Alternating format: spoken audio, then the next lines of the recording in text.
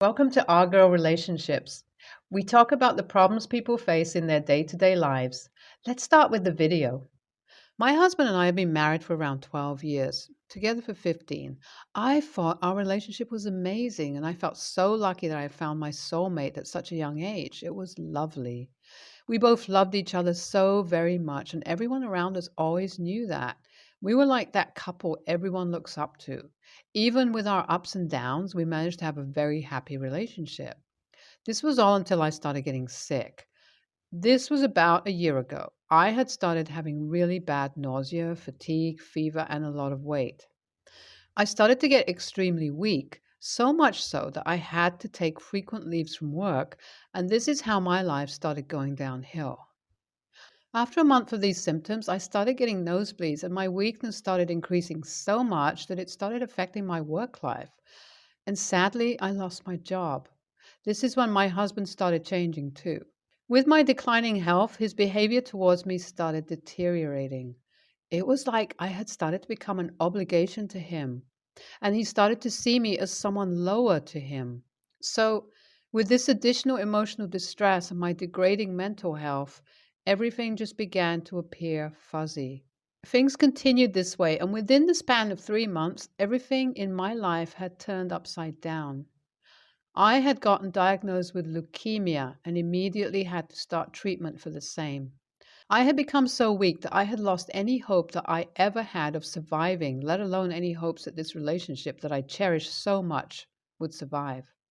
Much like my health, my husband's behavior started going downhill, and unfortunately, it never really improved.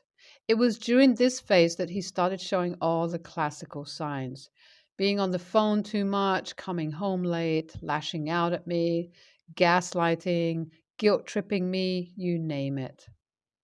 This man had done everything he could possibly think of to make my life more miserable than it already was, as I was receiving aggressive treatment for my cancer. It was like in front of people, we were the same happy couple. My relatives considered him as a hero because of how much he did for me, but it was simply not true. This man, who I had taken care of through his accidents and surgeries, turned his back on me the moment he found out that I had cancer because apparently this isn't what he signed up for. The sick and needy for any sort of humane touch. And I tried so hard to get our relationship back where it was, but as they say, it always takes two for a relationship to work out. And that is how I spent the past year. My husband had gone as far as to start going to live with his new affair partner. Let's call her Amy. She was his new young secretary who seemed like she was with him simply for the money. Well, this man, who I loved for the past 15 years, just left me for his side piece that he met months ago. So, when my treatment started showing positive progress, he simply just sat me down and told me that he couldn't work on our marriage anymore, and he had found his true soulmate in Amy. I was devastated hearing this. The fact that he called this girl his soulmate after everything that we had been through just broke my heart. That day, I begged and pleaded for him to stay, not for me, but at least for the kids, but he didn't. I still remember the way he told me that he needed this fresh start in life after I had sucked the life out of him during my cancer treatment. My mental health spiraled down for the next couple of months. Our families found out about the news of our separation but didn't know the cause. Everyone was as devastated as I was for the breakup, but my husband had no care in this world. Well, this attitude of his is what gave me the strength to get up and try to move on. I cut him out completely. The efforts that I put to win him back stopped. And this is where I decided that I was going to ruin this man's life. And honestly, I'm proud to say that this is what I'm in the progress of currently. My revenge started off on the day I cried in my in law's arms about the real reason why my husband and I split. Before that, I didn't even think about wanting to ruin my husband's life. Well, I cried in my mother in law's arms while narrating her story, and she was enraged. My mother in law and father in law both resented cheaters, and I knew the outcome of them finding out that my husband had cheated wouldn't be pretty. So, first, I got my husband's family to hate him, so much so that currently they don't want anything to do with him. I guess initially it didn't impact him so much because why would it? He still had his well paying job, and the fact that we weren't separated meant that he didn't owe me any child support. So he's living this lavish life with his affair partner before one day he gets called into the office and gets fired for having a relationship with his junior. This was the same day I served him the divorce papers. So I made him lose his job and got his family to hate him. I'm pretty sure that his relationship with his affair partner has started to deteriorate too. Most of this wasn't even intentional, but seeing him crawl back to me and begging to see the kids and me, telling me how much he misses us, makes me want to do so much more to him, to make his life miserable, and he doesn't even know that yet. The divorce isn't even finalized yet, so I know I have more than enough time to drag him through some more mud.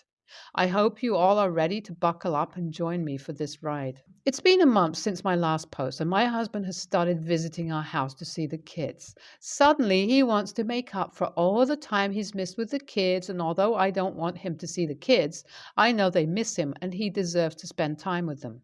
Well, who would have guessed that suddenly, along with taking care of the children, he wants to cook for me and clean the house because suddenly he cares about his wife, who has had cancer.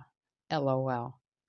I know for a fact that he's doing all this in hopes of us getting back together, but I know I just can't get myself to have even an inch of trust for him. At least the free house service is nice. I had predicted correctly his relationship with his affair partner has taken a turn for the worse, since he and her both have gotten fired from their jobs. Apparently, her condition is much like my soon to be ex husband's, as she had to move in with her parents after losing her job. And the fact that she had to let her parents know that she lost her job because she was having an affair with a married man in his 40s clearly did not go over well for her.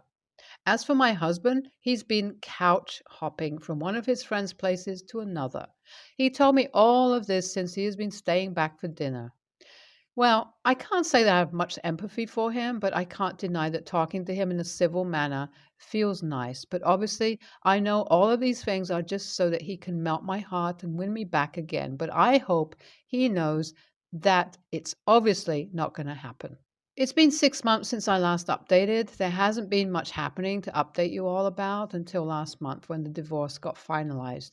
Well, I got the house and my husband has to pay child support for both of my children. He was begging for me to reconsider the divorce until the very last day it got finalized, and I just knew I couldn't.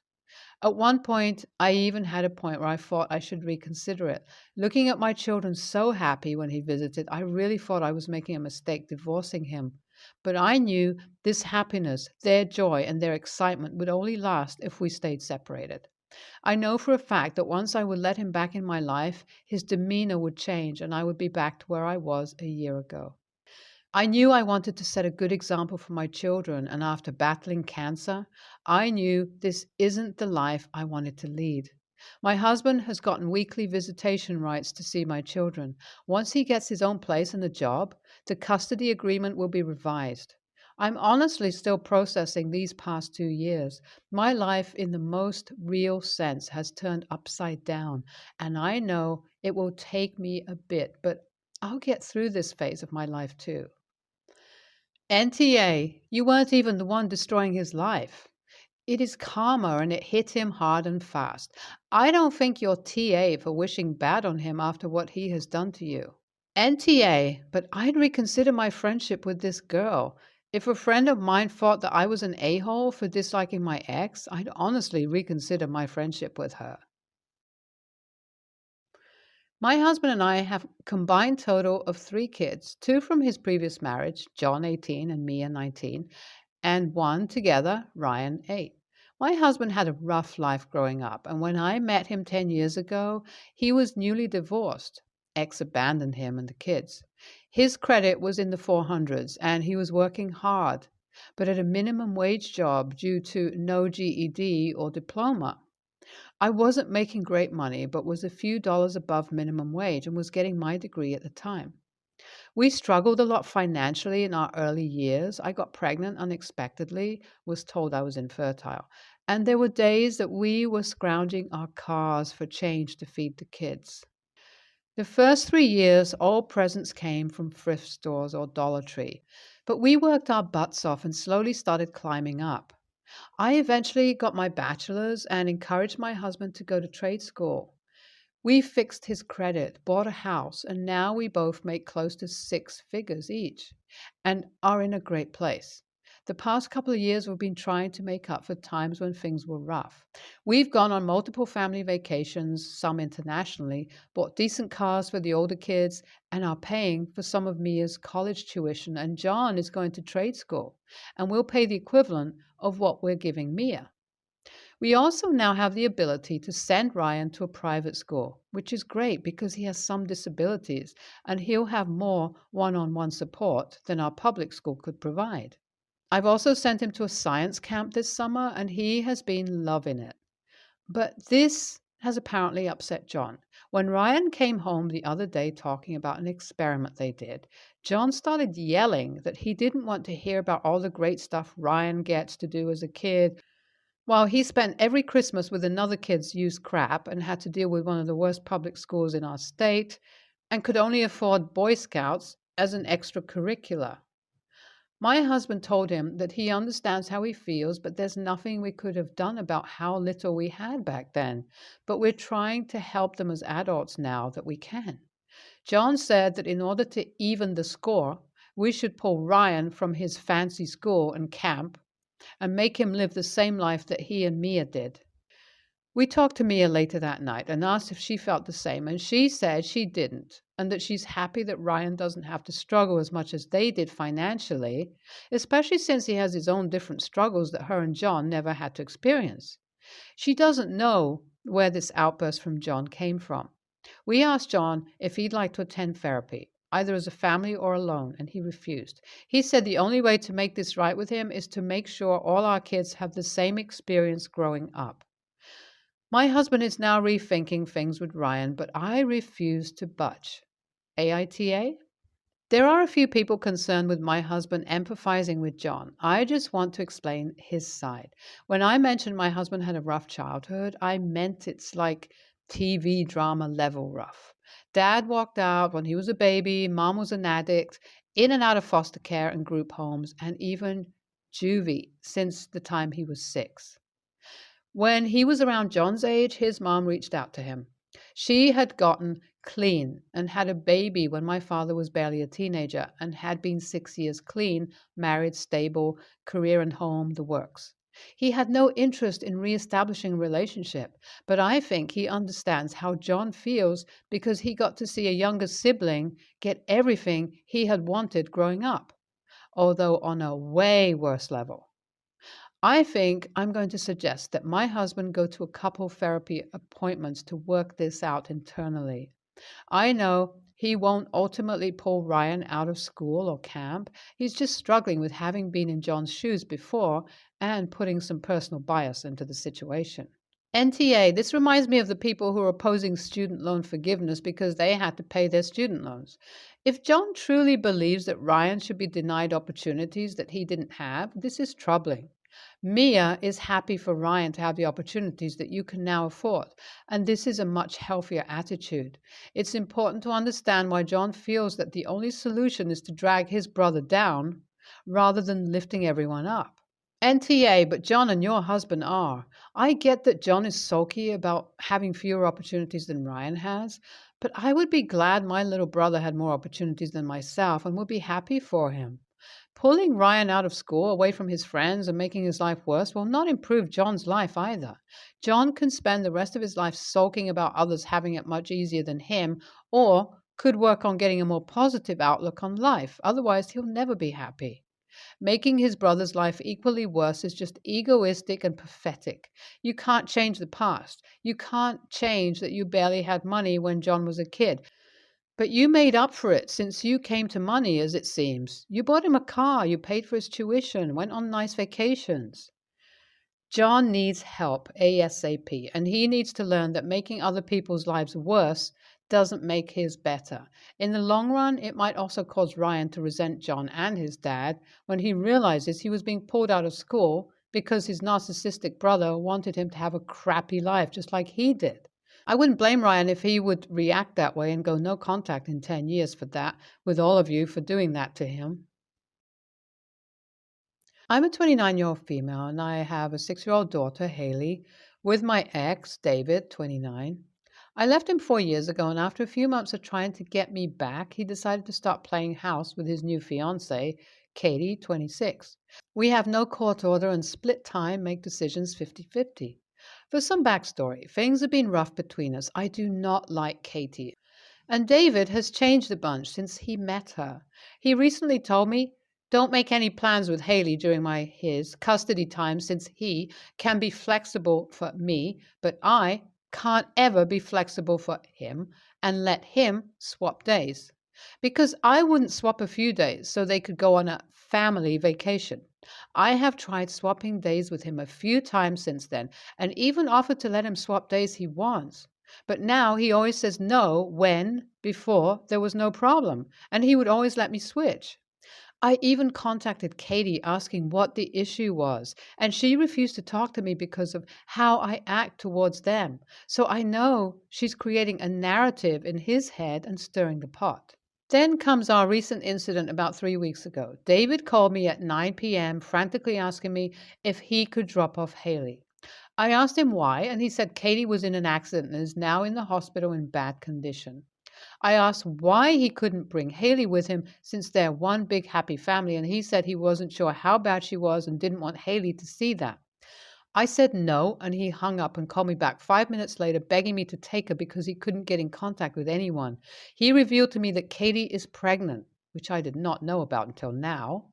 And he needs to go to the hospital because he was scared she, the baby, or both wouldn't make it. I calmly told him, according to you, there's no swapping days. He cursed me out, calling me a bitch. Told me that me leaving him is the best thing that ever happened to him, and he loves our daughter but hates me with everything in his soul. I told him to let me know where he was dropping Haley off if he wasn't keeping her. He called me heartless and hung up. The next day he's texted me saying he apologizes for calling me names, but he'll never forgive me for how I acted. Katie and the baby were fine. Katie's friend ended up taking Haley until his mom picked up the phone. Today, I was served court papers for custody of Haley, and when I called him to ask WTF that was about, he said he's only going for the same 50-50 but wants to enforce more boundaries and to have custody in writing from the courts, so I can't use Haley to control and manipulate him, which I do not do. He's the one who said we cannot swap dates. So am I really TA here? Why TA? So if I'm reading this correctly, the whole no swapping days thing started with you not wanting to accommodate a vacation of theirs. So he said fine, and he would reciprocate in kind by not accommodating your requests either, and then you acted petty when they had a medical emergency? Normally, I would think not. But in this particular situation, yes, YTA. Even if you don't like her, your ex's fiance was in an accident. That's super different than refusing to swap days regularly. You really wanted your 6-year-old daughter to be dragged to the hospital in the middle of the night when she was probably already asleep and forced to see something potentially problematic?